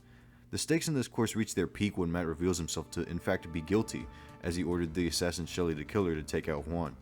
This marks the first time that we defend the client that we know is guilty and they are fully aware of the fact, which makes it even more of a frenetic situation. Phoenix finds himself in the worst position he's ever been in throughout his entire career, having to choose between letting a man that murdered someone go or get his best friend killed. This isn't even mentioning the other people that get involved as collateral damage too, since they serve to make the situation even more sticky. Enter Adrienne Andrews, Matt's manager. She comes off as relatively aloof and generally no nonsense in the beginning of the case up until you learn about her true nature, which is pretty sad when you look at it. We initially try to frame her as the suspect in the first trial, which we do out of trying to validate the possibility that Matt is indeed innocent. But after that, we're forced to make her the suspect as we get more instructions by the killer and learn about Matt's betrayal and the story behind Andrews. We're shown just how disgusting both Matt and Juan were with how they toyed with Andrews' mentor, Celeste Impacts, leading to her suicide and Juan coming up with a note to hold against Matt and present it at the press conference, which is why he got bodied in the first place. Alongside this, we learned that Adrienne's personality up to this point was largely a facade, as she is a highly dependent person that really looked up to Celeste and got further caught up in it when she tried to take matters in her own hands and mess around with Juan. It all makes for a pretty awful scenario, and it gets even worse when we have to choose between giving a broken and innocent woman in Adrienne the guilty verdict or giving Matt his rightful sentencing at the cost of Maya's life. Which wouldn't be a stretch to say is disastrous for both us and Phoenix, who's having to make the choice between being an agent of justice or saving the life of his closest friend. Thankfully for us, this is where Phoenix's buddies come in for some of their best moments in the whole trilogy. I already mentioned how Pearl and Mia were used very well in establishing the stakes and giving us a look into Maya's conditions, but other mainstays proved to be greatly useful in their own right too. This final case sees the return of Edgeworth, who's been gone since Rise from the Ashes, but was hinted at during the end of Big Top and throughout Justice for All. He's finally back from his break, and he's here for reasons that I'll get into with a specific character. Edgeworth is as cooperative, if not more than he was during Rise from the Ashes, with him assisting Phoenix in various points throughout his investigation, once he becomes aware of what's at stake here. He obviously starts out grilling Matt because, of course, he doesn't know what's going on here, but we can tell that he's come to understand the value of bonds and finding the truth regardless of how it fares for your career as a lawyer, and doesn't hesitate to give Phoenix however much help he can when he learns of Maya's situation. Also, when Phoenix is at the mansion and the door to the room holding Maya is right there, it's one of the hardest scenes of dramatic irony I've had to sit through. In the one case he's in throughout the entirety of Justice for All, Edgeworth's appearance is not underutilized in the slightest, and he puts in work in both the investigations and in court. Even more surprising to me in this case was just how much work Gumshoe put in too. I haven't really gone at length about him because while he is a highly entertaining character in my eyes, he follows a fairly standard pattern and doesn't have too much in terms of an arc or development. He usually goes something like, "Hey pal, I'm at the crime scene. No, I can't tell you about the victim's name, date of birth, method of death. No, I can't give you this autopsy report. Uh-oh, it looks like my paycheck's gone down again because I can't give a solid testimony for shit." Okay, he's not like that every case, but it's a pretty common theme with him. I'm not going to go as far as to say he's been completely revolutionized in comparison to his previous appearances, since he still does follow this pattern somewhat, but I'd be lying if I said some of his best moments didn't appear in this case. He helps Phoenix out in the typical manner, like giving us info on victims, suspects, and handing us some tools to sniff out some details like the bug sweeper in this instance. Where he really shines is when he's out searching for Maya. He goes in guns blazing to help her out, and it really shows how much of a bond the main cast have grown with each other up to this point. He gets so carried away to the point where he gets in a fucking car accident because he had 3 pieces of evidence that would put Matt's shenanigans to rest. It really feels like the writers wanted to put out all of the stops on every character we've had since the beginning to make a great case. Fine, I'll talk about Francisca. If it isn't blatantly obvious at this point, I have very conflicted feelings on her character. Before I go on about her character as a whole, I'd like to comment on what this case did to expand on her character in particular. So Edgeworth comes back, but the reason that he's the prosecutor in trial is because she gets shot in the arm prior to the actual trial. This will be important later on. She comes in at the last second of the trial because she was tracking Gumshoe and took the pieces of evidence to give to Phoenix. So not only is she sparsely given time to develop in the game, but she's mostly out of commission for the last case in the game where she's supposed to be the main antagonist. In spite of this, it's very clear that there was a vision for this character, and that comes at the end of the case when she talks to Edgeworth at the airport. Her getting shot in the arm is a monumentally decisive moment for her character arc because it signifies her struggle to break away from her father's shadow, which is what she expands upon. Unlike Edgeworth, who is merely a student of the former god, Francisca was born and raised into the perfectionist mentality that the Von Karma name was seemingly synonymous with, and she had to carry that burden around with her regardless of how she felt about it. This is why she puts up such a front of strength and dominance when we talk to her throughout the game. And while infrequent, we do get to see occasional cracks in her facade that indicate towards her having more sympathy than she leads on. This is what I referred to as redundant earlier when I talked about Francisca's character, as Edgeworth somewhat had to deal with this, but of course nowhere near close to this extent, as he expressed his freedom from the Von Karma name rather quickly, which is what led Francisca here in the first place. So while I think they were treading similar grounds, I think she could have done a lot to really set them apart. And that's where the problem lies. She doesn't. This information is dumped onto us on the post-credit scene, and don't get me wrong, it is a very heartwarming interaction between Francisca and Edgeworth, who she sees as a younger brother, and it does give us what was intended of her character, but to me it comes off as rushed or an afterthought more than anything. What hurts even more is that she doesn't get a rise from the ashes treatment like Edgeworth, where her problems are fixed in a subsequent chapter, nor does she have an entire episode like Turnabout Goodbyes dedicated to exploring her origins or motivations for how she got to this point. All we get are occasional blips in her personality peppered throughout the game to give some justification for this scene, but it just doesn't feel like enough. And yet, in spite of all of this, I still do find her to be an enjoyable character, since her character by design had a lot of potential and even in practice has a lot of quotables and good moments. The series also isn't over, so there's still a lot they could do, though she doesn't show up much after the trilogy. Allegedly. Francisca gripes aside, I found this case overall to be an excellent closure for Justice for All, as wonky as the quality between cases in this game is. It managed to make great use of most of its characters, and developed its newcomers to be some of my favorite case-specific characters out of the entire trilogy.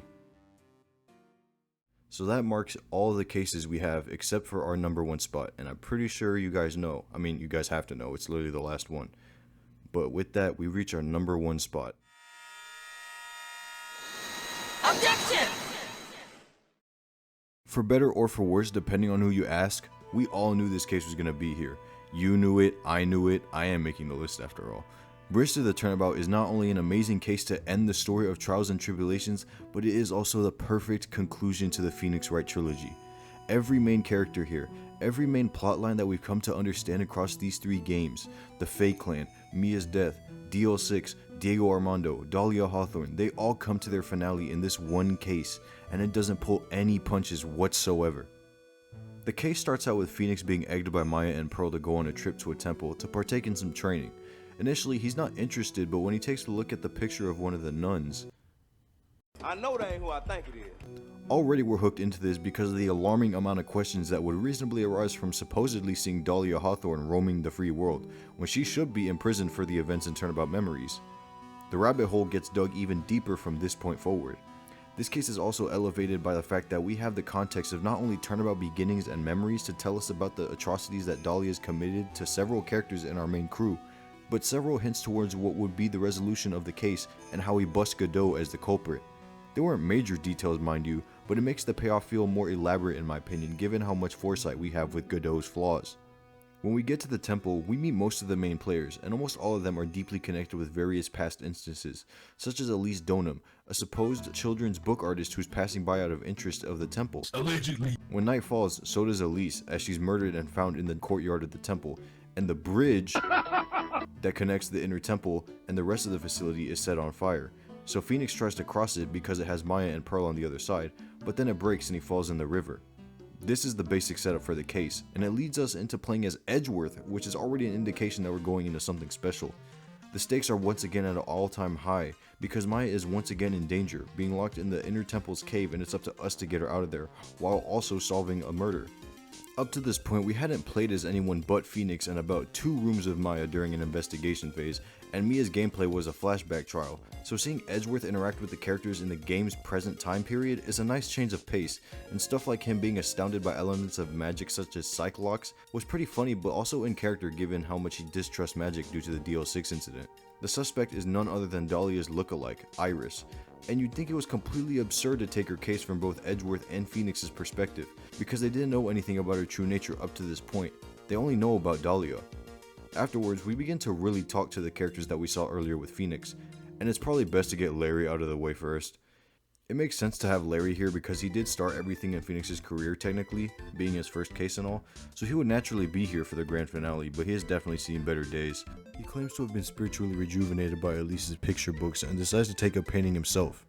This becomes important in his testimony and makes for a pretty wacky scenario playing out in court where they discuss the possibility of a flying human. Apart from that though, Larry's more or less the same person he is in Trials and Tribulations. It's not as embarrassing here because he's not actively being weird towards a married woman and a child, but he's still being the tragic lover boy he is, sending a letter to Iris aside from the whole painting shtick because of Elise. The only really new character in this case that doesn't have some connection or resemblance to past characters is Sister Bikini, a happy-go-lucky nun that likes to take her life pretty casually, and she's something like a caretaker of the temple. She's a nice character in her own right and doesn't really come off as an extreme in any way. She serves to give us a bit more exposition on the Fae clan and its history with the Branch family in addition to being a witness in the grand scheme of things. Gumshoe's romping around being the same lovable oaf he usually is, but now with a hint of dick riding when we play as Edgeworth. Pearl keeps popping in and out of visibility due to her involvement in Morgan's plan, unknowing of what she's been helping her build up to, and it really just shows how naive she is to all of this, which makes for a pretty unfortunate sight, though she is a child so it would make sense for her to lack this type of awareness. Another pleasant surprise is the return of Francisca to round out the set of main prosecutors all being in the same case, and she appears in trial to get revenge on Phoenix, while unbeknownst to her it's actually Edgeworth wearing his badge. It makes no difference to her as she still wants to get the win. This is yet another great moment in the case as it really feels conclusive to both these characters' dynamics, since Edgeworth has come full circle, actually trying to be a defense attorney like he always wanted as a child, and Francisca gets to face off against him in trial like she vowed to at the end of Farewell My Turnabout, though she doesn't win ultimately. In spite of her loss, her development shows through the subsequent investigation phase when we're back to controlling Phoenix after he recovers from his cold and is now armed with the knowledge of Turnabout memories. Keep in mind that he was researching Mia's trial while hospitalized. Francisca still retains her uptight and controlling personality, but there's subtle touches to her interactions with characters that show that she has grown amidst the endless whipping. It especially comes up when she mentions that she's back to beat Phoenix but for herself instead of maintaining her father's legacy, which shows that she is putting in the effort to walk her own path now. We also see her soften up a bit when she's visibly hurt by Pearl grilling her for trying to prove Maya guilty in the events of Reunion and Turnabout, so we can tell she's gained an amount of sympathy, however small it may be. After the bridge gets fixed, we learn more details about the murder, such as it actually taking place in the garden, but one of the most important revelations happens after Edgeworth gets bitched by another earthquake, and when we recuperate, we learn about Iris's connections to Dahlia Hawthorne. She is her twin. So that means that Dahlia did in fact face the repercussions of her actions and was greeted with the ultimate penalty of death instead of magically finding a way to evade her inevitable comeuppance from her repeated offenses of taking lives, meaning she couldn't possibly have any connections to this case, right? She does. The spirit of Dahlia does indeed live on after her execution, and she's come back with a vengeance to get rid of Maya, as we learn from the plan that Pearl was constantly messing up. All while we further uncover the actual events that transpired at the murder scene, Godot constantly picks at Phoenix, hinting towards his past as Diego Armando, since Phoenix would have learned about him being by Mia's side in the trial with Terry Falls. Despite this, Nick comes off as slightly clueless, but it would make sense because Diego Armando doesn't reasonably play a role in the Fae clan history and Dahlia's grudge against Mia, at least not to an extent that Phoenix would know about. After gathering all the evidence there is we need, we go off into the trial that would close off the trilogy for good, and it would cement the case as the best out of the entire collection. Where do I even start with this trial? It's chock full of spectacular character moments and insane twists that lead to the conclusion of everyone's arcs. It starts off with Iris testifying and attempting to incriminate Maya under the prospect that she killed Elise, who turned out to actually be Misty Fae, but we already know that's fishy by virtue of their familial bond. It doesn't take long for Phoenix to catch on to Iris's odd behavior and unmask her as being Dahlia Hawthorne, who's come back from the dead to enact her revenge, or so she thinks. After coming to the realization that she was being channeled by Maya due to Mia helping her out while she was imprisoned, Dahlia's attempt at settling the score comes crashing down, leaving her defeated at the hands of Phoenix and Mia, who even in death would always put a stop to her vitriolic antics, which leaves Maya alone with Phoenix, Mia, and Godot. While we're on the note of Maya, you really gotta hand it to her for dealing with everything she had throughout the entire trilogy. She's been accused of murder thrice, kidnapped, and was trapped in a cave, and yet she still remains the same perky character amidst all of that. You wouldn't really expect someone who's had their life on the line time and time again to save face after the fact. It just goes to show you her tenacity and devotion to being a role model for Pearl. Once she comes back though, Phoenix approaches the final session, and he has to go it alone. No spirit channeling, no Mia, no nothing. Just him and his wits in a face-off against Godot, the man who had returned from hell to fight with him. Going into the final session, it's quite clear that Godot was the killer in this entire ordeal, and it doesn't take long for Phoenix to punch the holes in Maya's testimony covering for him. There was only one person that Maya could have seen in the garden at nighttime where it was pitch black, and Phoenix makes it quite clear to the jury who he refers to.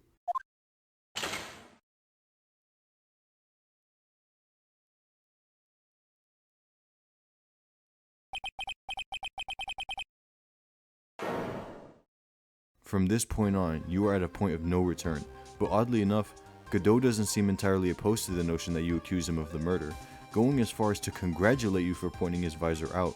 We continue to press the notion that Godot is the murderer, pointing at details such as him unable to see Maya's bloody name written on the lantern due to his inability to see red, like the way he couldn't see ketchup on Maggie's apron, or the fact that he noticed Misty's picture on the scroll before he was covered in gravy, due to the fact that the bridge wasn't fixed until after the fact that Pearl slathered the scroll with it. Afterwards, Phoenix exposes his identity as Diego Armando, to which Godot confirms and lays out his tragic motivations. He returned from being poisoned by Dahlia to find out that the love of his life was killed, and the woman that put him in this state was going to be executed.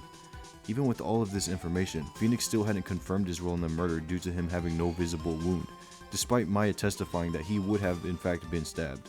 This leads him to push Phoenix to give his final proposition that would seal his fate as Misty's murderer, claiming that he would never come close to Mia's level as a lawyer. Little did he know how wrong he was.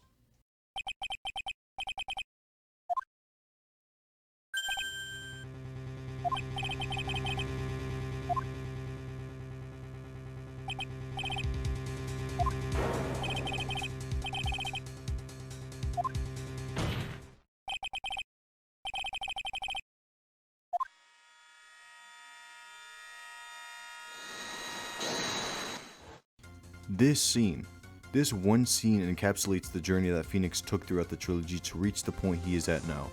He had grown past the point of relying on people coming in to help him and being so reliant on chance to save him in the middle of a trial, and he had gained the experience to stand among the top in the fight for justice. The music changing to the original corner theme from the first game just makes it that much more impactful to the scene overall, that Phoenix had truly grown as a lawyer and had reached a point of maturity that surpasses even the likes of Mia. I couldn't think of a stronger way to signify Phoenix's arc in a nutshell. This scene is powerful in that in and of itself, but it only gets stronger when you consider the context it's placed within. And where does that leave us but the sole prosecutor witnessing it? I remember hearing a quote by my high school teacher that remains one of my favorite quotes ever to this day. He said, "There is nothing on earth that is scarier than a man with nothing to lose." To me, this highlights the tragedy of the character that is Diego Armando, not through the quote literally, but from a point of juxtaposition. I've held off on talking about Godot in depth up until this point because I genuinely think that he is the best prosecutor of the main antagonist that Phoenix has had to deal with, and easily one of the best characters in the entire trilogy. Throughout the trilogy, we've had characters like Manfred von Karma, Edgeworth, Francisca, but they were a means to an end for Phoenix's journey as a lawyer. They prided themselves on their perfection and being undefeatable, but it never served to be a point of growth for our protagonist, as it was already clear to him that the truth was his goal. They were simply there to start their own journey of growth, though in Manfred's case it was karmic damnation. Godot, however, is different. He doesn't come from a background of prestige as a prosecutor. Hell, he's completely new to the business upon meeting Phoenix. He's no perfectionist in how he conducts himself, and he doesn't come off as some prosecution legend. He's a flawed character who is oftentimes prone to making mistakes and slipping over himself. Where he truly finds his flaws, however, is through his dynamic with Phoenix. He's the only prosecutor to have a deep connection to Phoenix's roots as a lawyer through Mia, and he has a personal motivation to give Phoenix a point of perspective and growth through his connections with Mia. Godot's story is one of never-ending tragedy for the lawyer once known as Diego Armando, having the love of his life taken away from him by a wretched woman that he vowed to catch.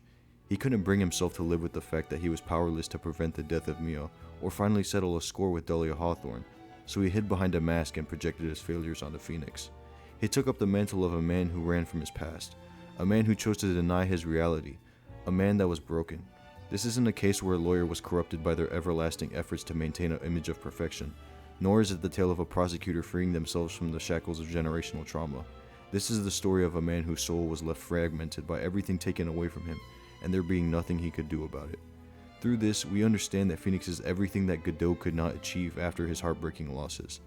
Phoenix picked up after Mia's legacy, and he kept moving forward to never let her spirit die. He vowed to remain an agent of justice in spite of his valued mentor being taken from him. He allowed himself to create bonds with the people around him and truly grow as an attorney as a result, and Godot knew all of this. He understood that Phoenix was a worthy successor to Mia from the start, but he chose to continue denying that fact out of his own pains. Even in carrying out the plan to save Maya, he didn't know what he truly wanted to do. Godot had lost everything and was confronted with the truth that Phoenix was a personification of his failure staring at him right in the face. In enacting his plan, he was desperately grasping for some semblance of a resolution to his story, hoping that it would give him the solace he wanted to ward off the losses that endlessly haunt him, hoping that it would pay his debt to Mia. In all of this, he took up the burden by himself, never thinking to avoid repeating the same mistake with Dahlia Hawthorne. Unfortunately, through the same blindness he exercised when going after Dahlia in the past, he crashed and burned once again, chasing after the woman who had deeply hurt the one he loved, but now it came with a deathly cost. In spite of all of his failures, in that one moment he understood, Phoenix truly was what Mia Fey would have wanted him to be after her death. He had finally found the answer he was looking for amidst the pain and confusion he festered throughout his time as Godot, and he could now rest easy with that knowledge. And when it's finally all over, he sheds a tear, thus validating his own line. The only time a lawyer can cry is when it's all over. He comes to terms with his own failures, admitting to Phoenix that he's worthy of his title as an esteemed defense attorney.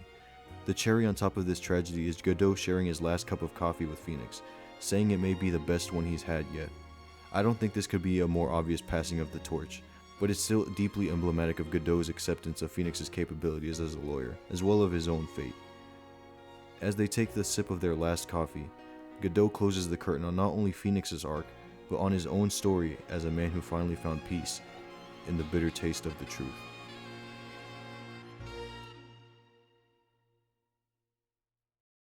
Okay, so I might have gotten a bit pretentious with that last segment, but I had to, man.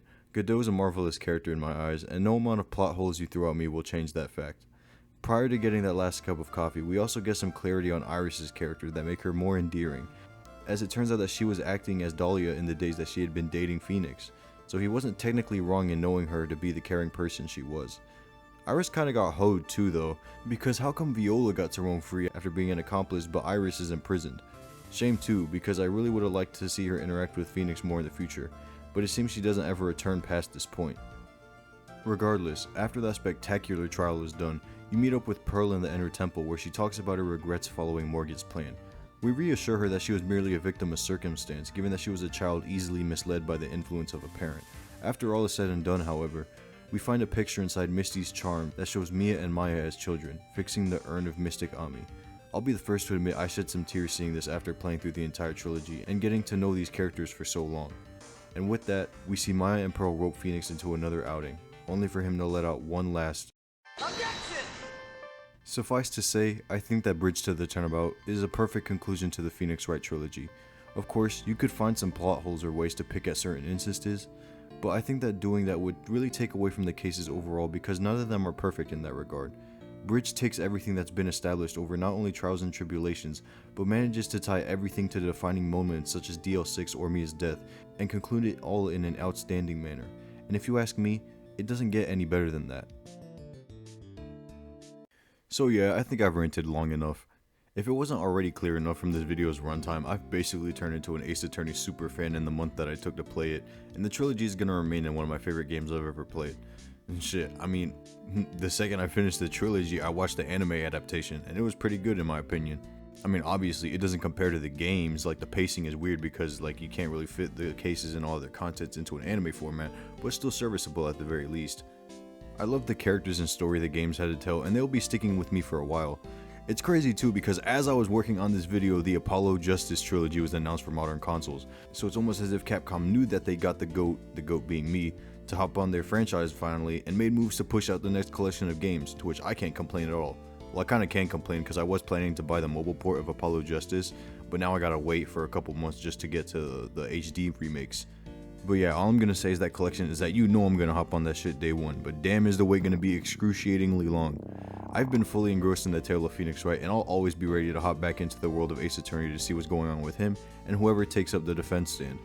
But that's it for me, cause this video started out as a haha what if thing, and I just casually started to think of a list, but little did I know it would develop into a 60+ page script describing each case in detail and elaborately talking about their importance.